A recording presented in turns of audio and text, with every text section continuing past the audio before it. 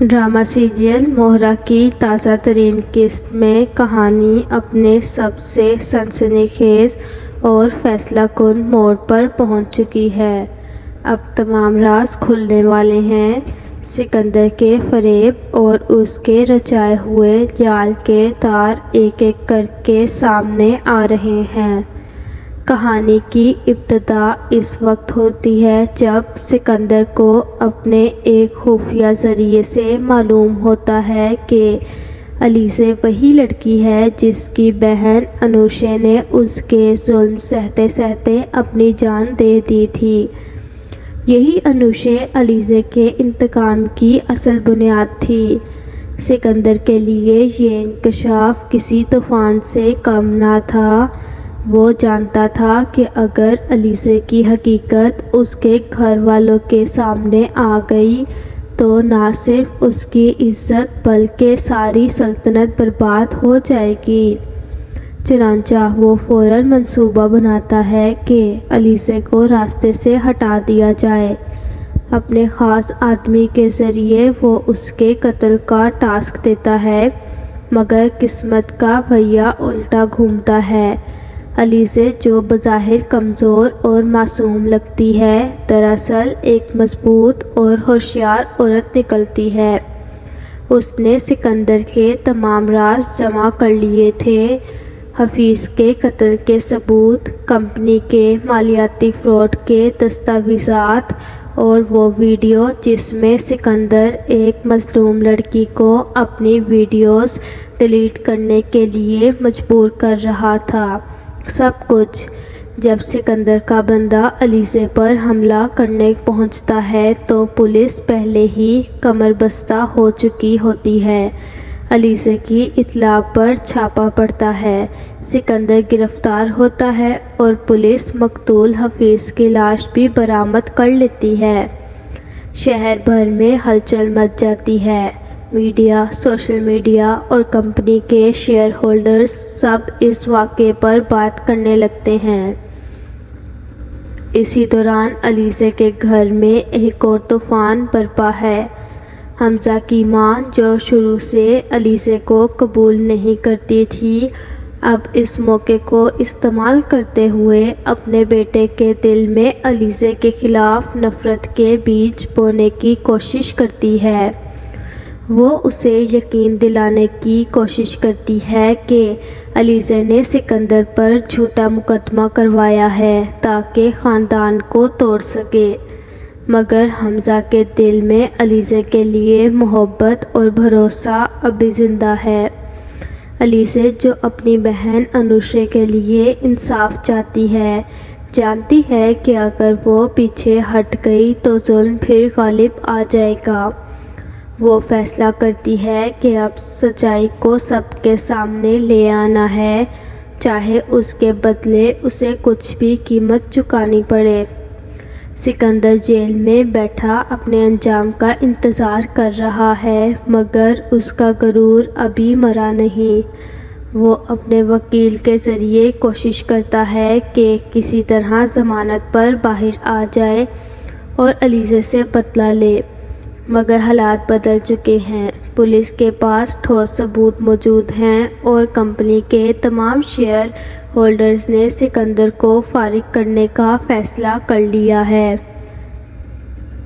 اس کے والد جو اب تک اسے اپنی عزت کا محافظ سمجھتے تھے، شدید صدمے میں ہیں۔ انہیں یقین نہیں آتا کہ ان کا بیٹا ایک قاتل، ہراساں کرنے والا اور فراڈی انسان نکلا۔ ادھر حمزہ اور فرید ہمدانی سکندر کو کسی طرح جیل سے باہر نکلوانے کی کوشش کرنا شروع کر دیتے ہیں۔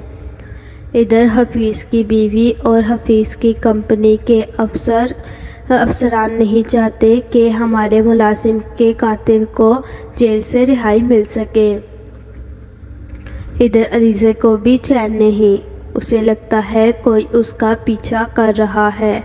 رات کے سناٹے میں قدموں کی چاپ سنائی دیتی ہے، کوئی اس کے گھر کے قریب سے گزرتا ہے، پرچھائیاں حرکت کرتی دکھائی دیتی ہیں۔ وہ سمجھ جاتی ہے کہ سکندر کے کچھ لوگ اب بھی باہر ہیں، بڑی مشکل سے علیزے کی جان بچتی ہے اور وہ حمزہ کو کہتی ہے کہ کچھ لوگ میری جان کے در پہ ہیں، جس پر وہ علیزے کی سیکیورٹی بڑھا دیتا ہے۔ کہانی یہاں سے مزید شدت اختیار کرتی ہے۔ سکندر کا ماضی، اس کے کالے کاروبار، اس کے تعلقات سب ایک ایک کر کے بے نقاب ہوتے ہیں۔ وہ عورتیں جو کبھی اس کے ظلم کا شکار ہوئیں اب گواہی دینے کے لیے تیار ہو جاتی ہیں۔ سکندر کے لیے زمین تنگ ہو جاتی ہے۔ اس کی بیوی جو پہلے اس کے ہر جرم میں خاموش شریک تھی، اب خوفزدہ ہو کر عدالت کے سامنے سچ بولنے پر مجبور ہو جاتی ہے، اور وہ ویڈیو، وہی ویڈیو جسے علیزے نے خفیہ طور پر ریکارڈ کیا تھا، آخرکار سوشل میڈیا پر اپلوڈ ہو جاتی ہے۔ پورا ملک ہل کر رہ جاتا ہے۔ سکندر کا چہرہ، اس کے الفاظ، اس کی حرکات سب کے سامنے آ جاتے ہیں۔ اب حمزہ کو سب سمجھ آ جاتا ہے۔ وہ دیکھ لیتا ہے کہ علیزے سچ کہہ رہی ہے۔ اسے احساس ہوتا ہے کہ سکندر ہی وہ شخص تھا جس نے نہ صرف انوشے کی زندگی برباد کی بلکہ علیزے کو بھی ایک جال میں پھنسانے کی کوشش کی۔ وہ اپنی ماں کے سامنے کھڑا ہو کر کہتا ہے، امی، اگر میں آج خاموش رہا تو کل کسی اور کی بہن، کسی اور کی بیٹی اسی طرح برباد ہو جائے گی۔ یہ وہ لمحہ ہے جب انصاف کا پلڑا جھکنے لگتا ہے۔ ڈرامہ اپنے عروج پر ہے۔ عدالت میں سکندر کے خلاف مقدمہ چل رہا ہے، گواہیاں دی جا رہی ہیں۔